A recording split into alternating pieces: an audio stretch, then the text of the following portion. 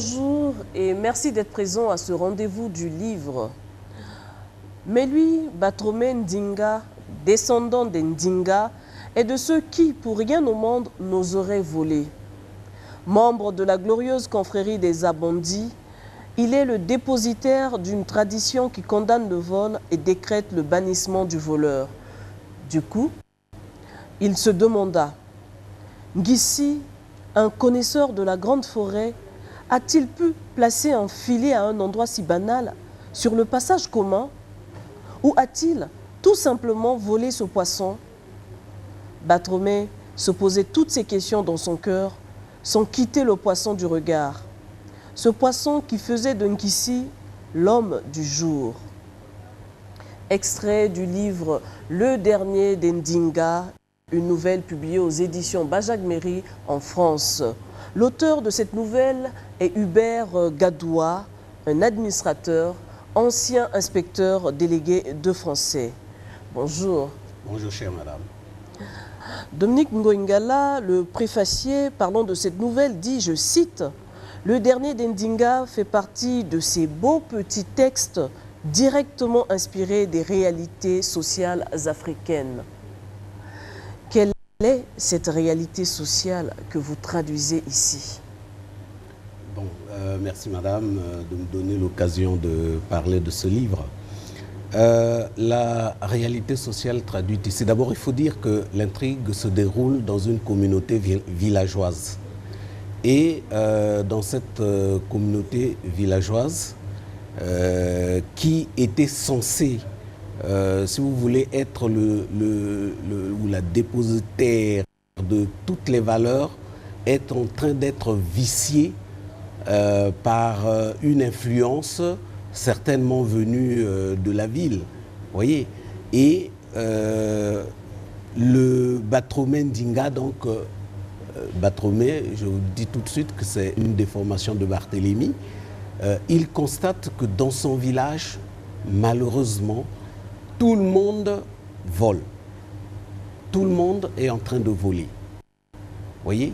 Alors que il relève d'une tradition qui bannit le vol, qui interdit strictement le vol. Voyez? Et la réalité sociale ici, c'est donc l'intrusion de ce qu'on peut appeler ici un vice, voyez, dans une communauté que l'on croyait respectueuse des valeurs ancestrales. Le titre, le dernier des Ndinga, est-ce que Ndinga a un sens particulier? Bon, le Ndinga ici, c'est le noble, voyez. C'est quelqu'un qui et généralement dans cette communauté, tout le monde est censé être un Ndinga, voyez.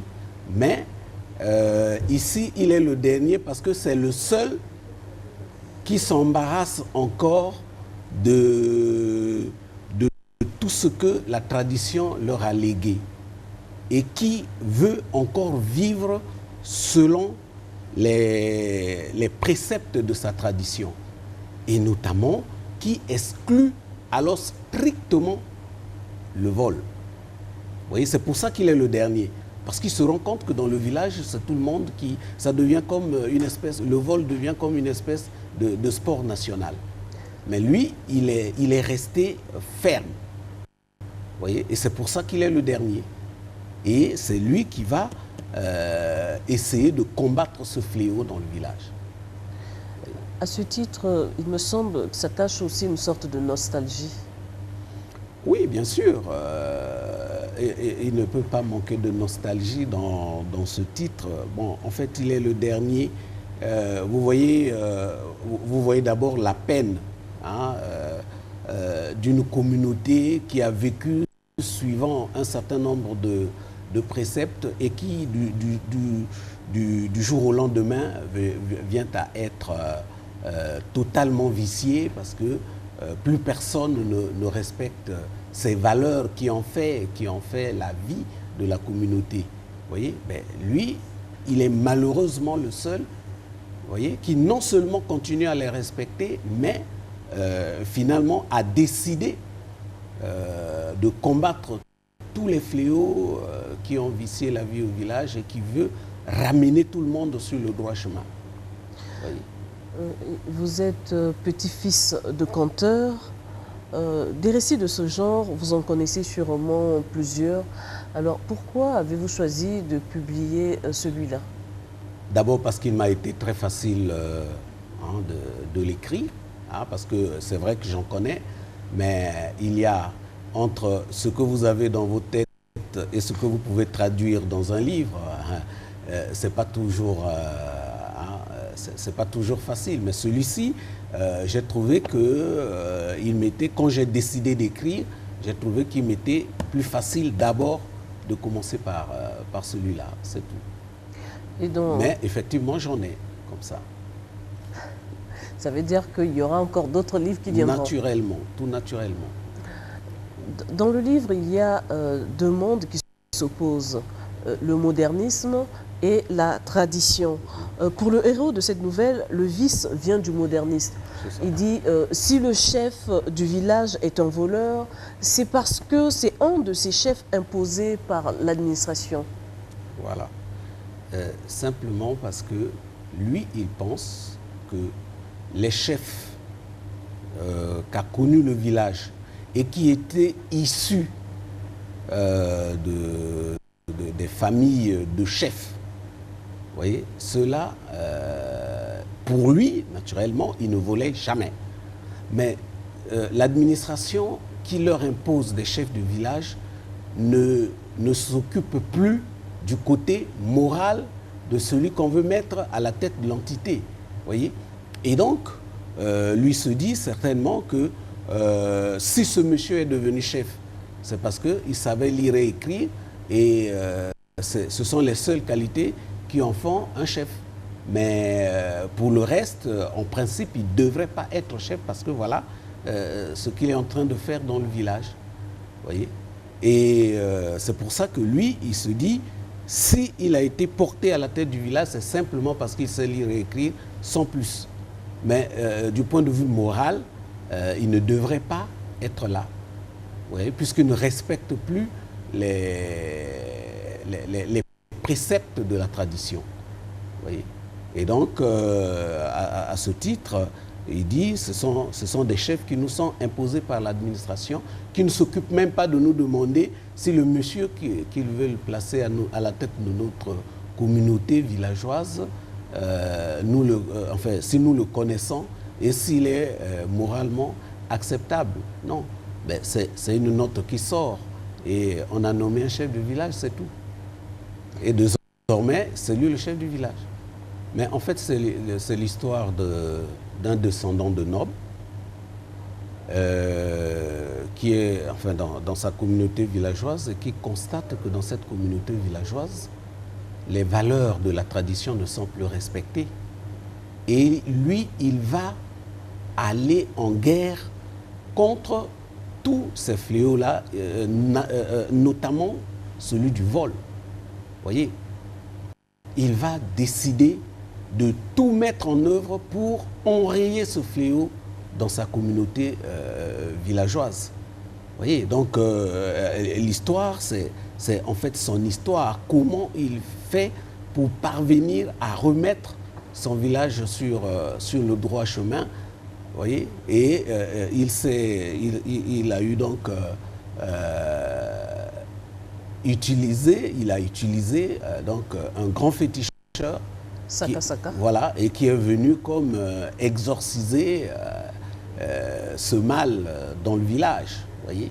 Et vous avez lu le livre, vous avez vu comment il a procédé pour essayer de faire en sorte que celui qui vole rencontre les pires sévices de son fétiche. Voilà. Pour Batromé, qui est le personnage principal du livre, le vol, c'est une affaire des gens de la ville, oui, et pas du village. Et au village, c'est interdit de voler. Et pour lui, les gens de la ville ils volent tellement qu'ils ont même trouvé un autre terme pour désigner le vol. Oui. Et tout au long du livre, il n'arrive pas à retrouver ce mot qu'il finit par retrouver à la fin. C'est ça. Et qu'est-ce que vous avez voulu expliquer par là?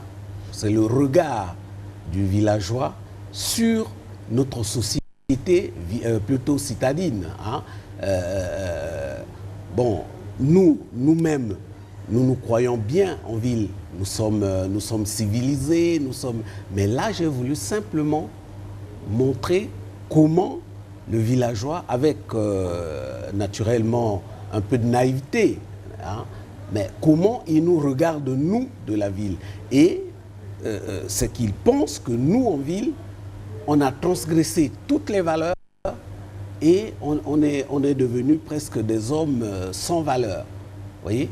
Et pour illustrer cela, bon, il pense que nous, on dit même plus vol. Vous voyez? On dit même plus vol, au lieu de désigner ce fléau par son nom, ben, nous avons trouvé un autre mot pour le désigner. Ça, c'est dans son esprit à lui. Vous voyez? Bon, il est évident que les économistes et tout le monde vous trouveront la différence entre le vol et le détournement. Vous voyez? Mais pour le villageois, le détournement ou le vol, c'est la même chose. Et le mot que les gens ont trouvé en ville, c'est justement Détourner, détournement, voilà. au lieu de dire voleur.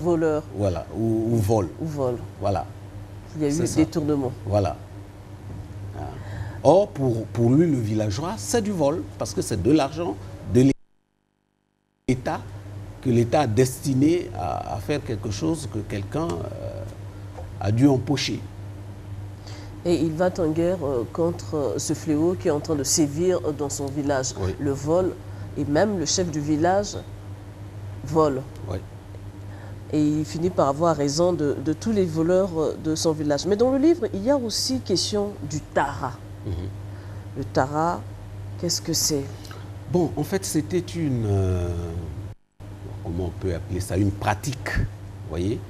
Un mari qui regardait sa femme pouvait se dire, bon, ben, celle-là, telle que je la vois, est-ce qu'elle ne me trompe pas? Vous voyez, avec un autre, naturellement.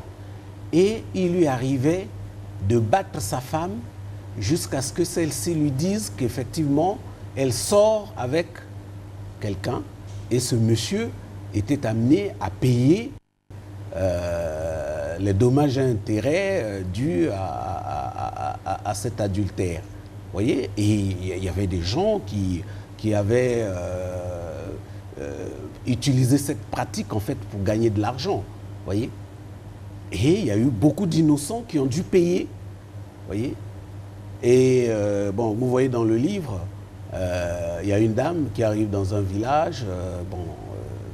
Son mari pense que telle qu'elle est là, elle ne peut pas être comme ça. Il y a certainement quelqu'un qui tourne autour. Mais comme elle ne connaissait encore personne dans le village, et elle avait vu passer quelqu'un un jour, et puis elle se dit, bon, ben, pourquoi ne pas désigner celui-là pour mettre fin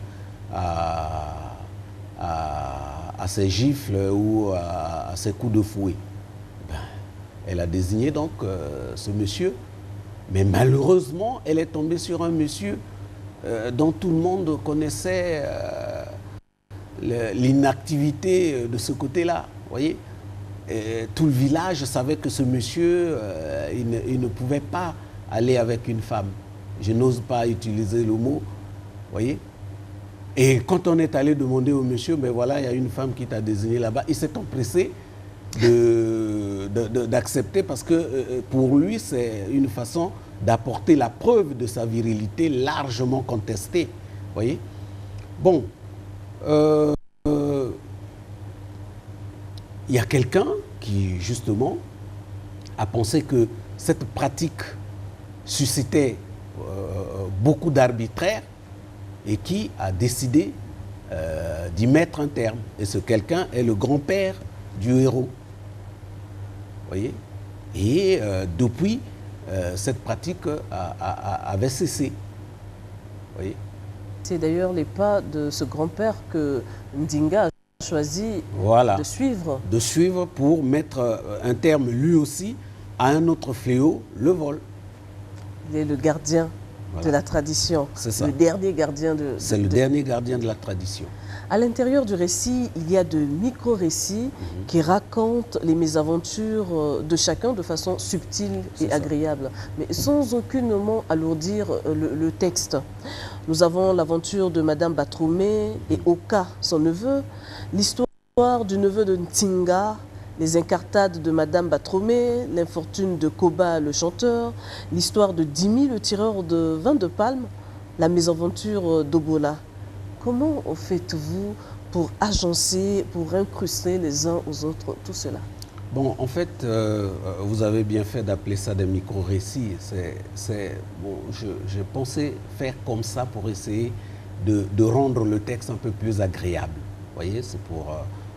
vous voyez, parce que ce serait une histoire linéaire, mais parce que l'objectif de ce texte aussi, c'est d'être non seulement facile à lire, mais qu'il suscite du lecteur un petit sourire de temps en temps. C'est-à-dire que quand celui qui lit ce texte a souri un peu, c'est que j'ai atteint mon objectif.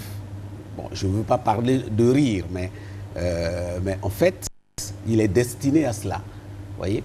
Et c'est pour ça que j'ai voulu, pour l'agrémenter, faire passer un certain nombre de faits, voyez, qui peuvent en ajouter au texte du point de vue non seulement de sa composition, mais du point de vue de l'objectif que je vais atteindre, c'est-à-dire essayer de susciter le sourire du lecteur. Est-ce que vous pouvez revenir sur l'histoire de Dimi, le tireur de vin de palme? Juste quelques mots. Bon, ben, en fait, c'est Ndinga qui dit cela. Parce qu'il a maintenant la conviction que Ngissi, c'est un voleur. Vous voyez? Mais il n'a pas la preuve. Alors il se dit, si moi j'amène cette affaire devant le conseil de sages, quelle preuve je vais avoir? Quelle preuve je vais produire pour montrer que Ngissi a volé? Vous voyez? Alors il se dit, il faut peut-être avoir la chance de Ndimi. Parce que chez Ndimi, c'est plutôt la voleuse qui a donné en public la preuve qu'elle était capable de voler. Mais parce que le conseil de sages avait même déjà donné raison à la femme. Et avait dit à Ndimi, non, tu n'étais qu'un imposteur, tu as fait des avances à la femme a refusé, et voilà que tu inventes une histoire de vol de vin pour essayer de souiller son honneur. Et donc on rend un verdict en faveur de la femme. Voyez?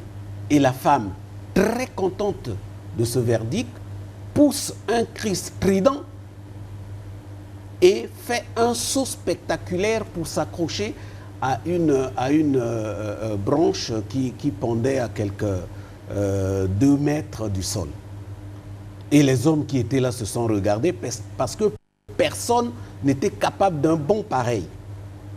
Alors ils se sont dit, ben alors vous pensez que cette femme-là, seule dans la forêt, ne peut pas grimper pour aller chercher du vin sur un palmier?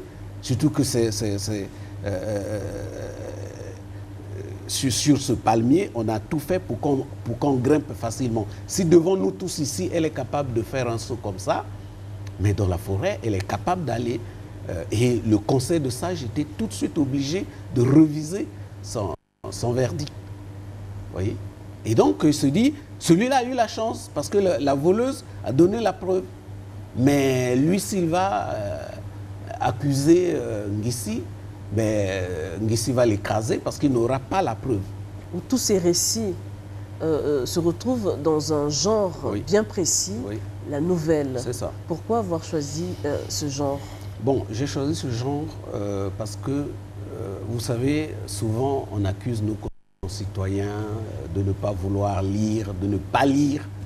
Vous voyez, il y a un effort qui est en train d'être fait pour susciter la lecture publique, ainsi de suite.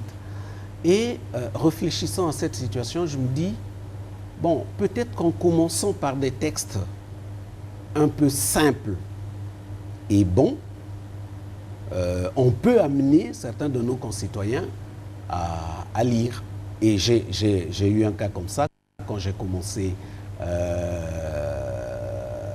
mon travail à Ouessou. J'étais abonné à une petite bibliothèque de sœurs franciscaines. Et il y avait là une dame qui ne venait là que pour prendre des bandes dessinées. Et qu'un jour, je l'ai interpellé pour lui dire, mais pourquoi tu ne lirais pas un vrai roman? Il dit, non, monsieur, moi, dès que je commence à lire, je dors. Et je lui ai conseillé un roman, mais le lendemain, elle revenait me dire, ah, monsieur, il faut me conseiller un autre, parce que celui que vous m'avez donné là, je l'ai lu toute la nuit. Quand j'ai commencé à lire, je ne pouvais pas laisser. Vous voyez? Et je lui ai conseillé un autre, elle a fait pareil. Et depuis là, la fois d'après, je l'ai vue avec un autre roman. Alors cette fois-là, c'est elle-même qui avait choisi. Voyez. Alors vous voyez, mais si vous voulez, dans ce cheminement, j'ai commencé par des textes bien plus simples. Voyez, et c'est elle-même qui, petit à petit, commençait à accéder à des livres un peu plus complexes. Voilà.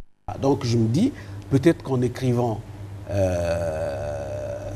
des nouvelles, vous voyez, parce que une nouvelle, c'est un récit dont l'intrigue est très simple et qui ne met pas, si vous voulez, en œuvre beaucoup de personnages.